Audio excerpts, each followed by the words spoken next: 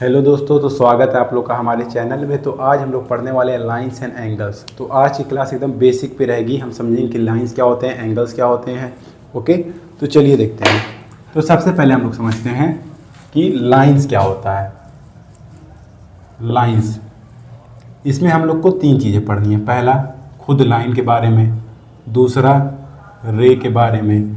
तीसरा, line segment के बारे में। ओके, लाइन सेगमेंट के बारे में। तो पहला लाइन क्या होता है, देखिए। अगर मैं एक ऐसे ड्रॉ करता हूँ, ठीक, इसको मैं नाम देता हूँ ए, इसको नाम देता हूँ बी, ठीक। और अगर मैं यहाँ से इन्फिनिटी खींचता चला जाऊँ, यानी इस तरफ से बढ़ाता चला जाऊँ, ठीक है, और कभी रुकूँ ही ना, एकदम इनफाइनाइट, और सेम इस तरीके से भी बढ़ाता चले जाऊँ ऐसे, तो क्या होगा, वो लाइन होगा, ठीक है। अब मैं इनफाइनाइट तरीके से इसको बढ़ा तो सकता नहीं हूँ, तो इसलिए मैं यहाँ पे क्या लगा दूंगा, ये एरो। ओके, इसका मतलब क्या है कि ये वाली लाइन इस तरफ से अनलिमिटेड बार क्या हो रही है, एक्सटेंड हो रही है, और इधर से भी अनलिमिटेड बार एक्सटेंड हो रही है, ठीक है।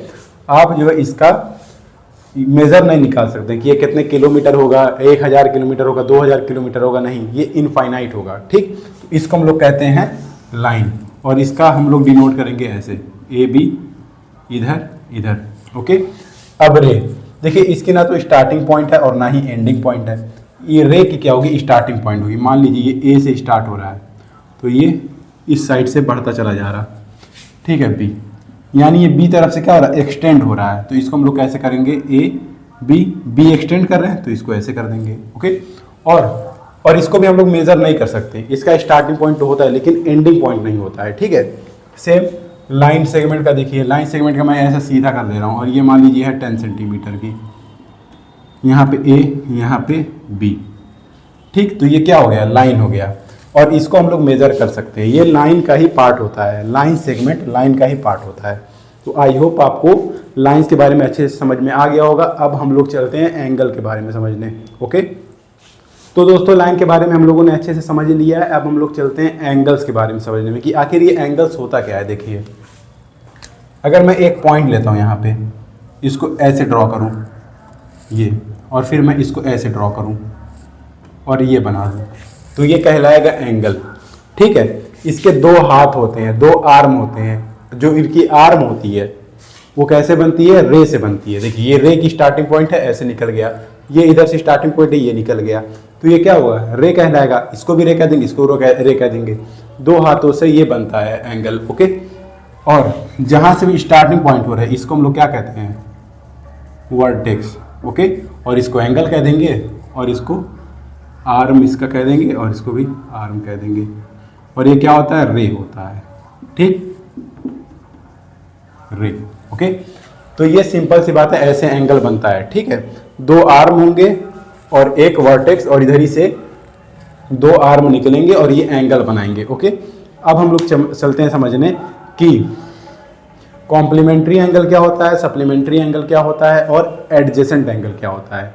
ओके, तो दोस्तों आप लोग को एंगल के बारे में अच्छे से समझ में आ गया होगा। अब हम लोग समझते हैं कि कॉम्प्लीमेंट्री एंगल क्या होता है, सप्लीमेंट्री एंगल क्या होता है, और एडजेसेंट एंगल क्या होता है। ओके, तो सबसे पहले हम लोग समझते हैं कि कॉम्प्लीमेंट्री एंगल क्या होता है। कॉम्प्लीमेंट्री एंगल क्या होता है, तो देखिए क्या होता है। अगर एक एंगल मान लीजिए 30 है और उसमें हम 60 वाला डिग्री का एंगल ऐड करते हैं, तो ये आता है 90 डिग्री। यानी यहाँ पे हम लोग दो एंगल की बात करेंगे, यहाँ पेयर्स ऑफ एंगल चलते हैं, दो एंगल की बात करेंगे यानी, और वो दोनों एंगल को अगर जब हम ऐड करेंगे तो क्या आना चाहिए, 90 डिग्री आना चाहिए। जैसे अगर 40 है, 40 में ऐसा कौन सा, ये 40 डिग्री का एक एंगल दिया हुआ है, ठीक। मान लीजिए ऐसा कोई एंगल होगा, उसमें हम कितने डिग्री एंगल ऐड करें जो 90 डिग्री आ जाए, तो आपका आंसर होगा 50 डिग्री का एंगल, ठीक। ये दोनों डिग्री का एंगल ऐड किया तो 90 डिग्री आ गया। ओके, तो यहाँ पे जो 40 है इसका कॉम्प्लीमेंट क्या होगा, 50, यानी कॉम्प्लीमेंट उसको कहते हैं जिसका इसमें ऐड कर दें तो वो 90 डिग्री आ जाए, ठीक है। और यहाँ पे मान लीजिए 60 है, इसका कौन सा कॉम्प्लीमेंट एंगल होगा बताइए, तो इसका होगा 30, ठीक। ये इसका कॉम्प्लीमेंट है और ये इसका कॉम्प्लीमेंट है, समझ में आया। तो दो एंगल को ऐड कर दें तो उसका सम क्या आना चाहिए, 90 डिग्री आना चाहिए। तो उसको हम लोग क्या कहते हैं, कॉम्प्लीमेंट्री एंगल कहते हैं। अब मैं आपसे पूछ रहा हूँ कि एक्स एंगल में कौन सा एंगल ऐड करें, कितनी डिग्री का एंगल ऐड करें कि 90 डिग्री आ जाए, बताइए। तो यहाँ पे थोड़ा कंफ्यूजन होती है, तो हम लोग देखिए क्या करेंगे। ये हम लोग 50 वैल्यू कैसे लाएं। यहाँ पे अगर मान लीजिए मैं पूछता हूँ आपसे कि 30 डिग्री में कौन सा ऐसा एंगल ऐड करें कि 90 डिग्री आ जाए, तो आप कैसे निकालेंगे। 30 प्लस 90 में से 30 को माइनस कर देंगे, तो यहाँ क्या आ जाएगा 60 प्लस 30। तो इस तरीके से आपको निकालना पड़ेगा। तो यहाँ पे हम क्या लिखेंगे सीधा 90 प्लस एक्स इक्वल टू 90, उसी एंगल को 90 में से माइनस कर देंगे, आ जाएगा। तो x से x चला गया क्योंकि माइनस था और ये पॉजिटिव तो आ गया 90 डिग्री। ओके, तो आपको ये वाला समझ में आ गया होगा। अब हम इस पर कुछ और क्वेश्चन भी देखते हैं।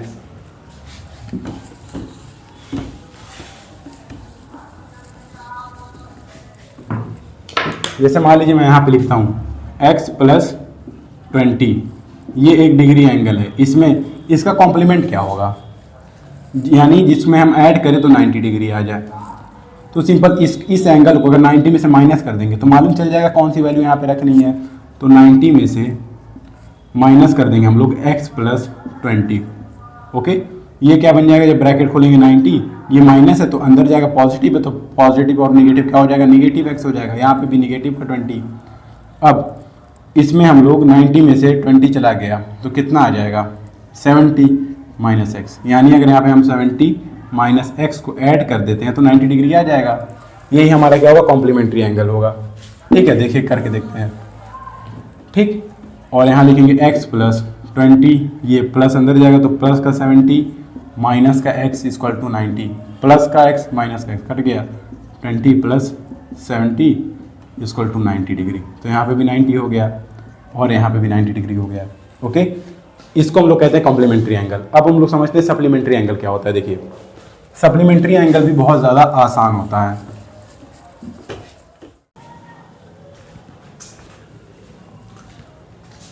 तो दोस्तों अब हम लोग पढ़ेंगे सप्लीमेंट्री एंगल। तो जैसे कॉम्प्लीमेंट्री होता है वैसे सप्लीमेंट्री में होता है, बस थोड़ा सा फ़र्क है। देखिए क्या है इसमें फ़र्क, क्या है कि यहाँ पे एक एंगल है प्लस दूसरा एंगल, इसको हम लोग ऐड करेंगे तो 180 डिग्री आएगा। जहाँ 90 लिखा था वहाँ पर 180 डिग्री लिख देंगे। तो मान लीजिए अगर 30 है तो इसका कॉम्प्लीमेंट्री एंगल क्या होगा बताइए, जो 180 आ जाए। ठीक, तो इसका होगा 150। अब मान लीजिए एक x लिखा है, उसका कॉम्प्लीमेंट्री एंगल क्या होगा 180 माइनस का x, यानी वो एंगल को 180 में से माइनस कर दो, तुम्हारा 180 डिग्री आ जाएगा। खोलेगा ब्रैकेट देख लो, 180 माइनस एक्स, प्लस का x माइनस का कट के 0 हो जाएगा तो 180 आ गया।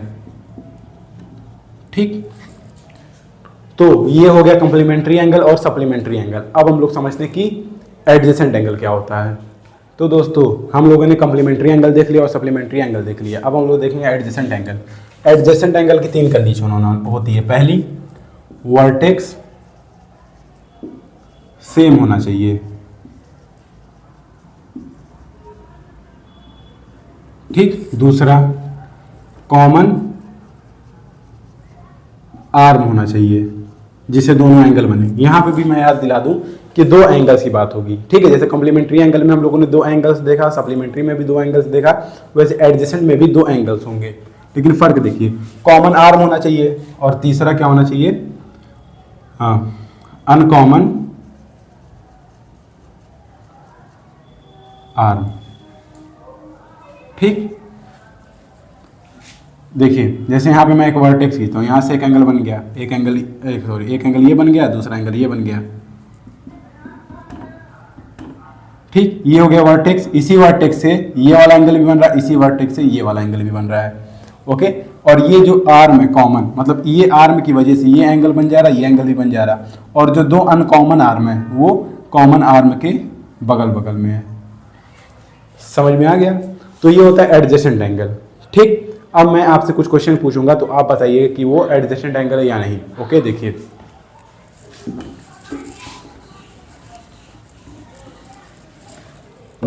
जैसे ये एक लाइन यहाँ पे,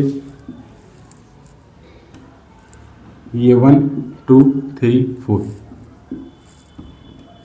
इसमें से आपको बताने कि कौन कौन से एडजेसेंट एंगल है।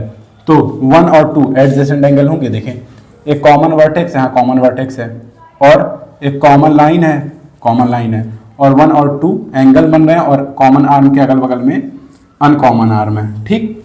तो angle 1 and angle 2 are adjacent angle. क्या एंगल 1 और 3 होंगे बताइए? कॉमन वर्टेक्स यहाँ है, लेकिन कोई ऐसी कॉमन लाइन नहीं है जिसकी वजह से ये दोनों एंगल बन रहे हैं, ठीक।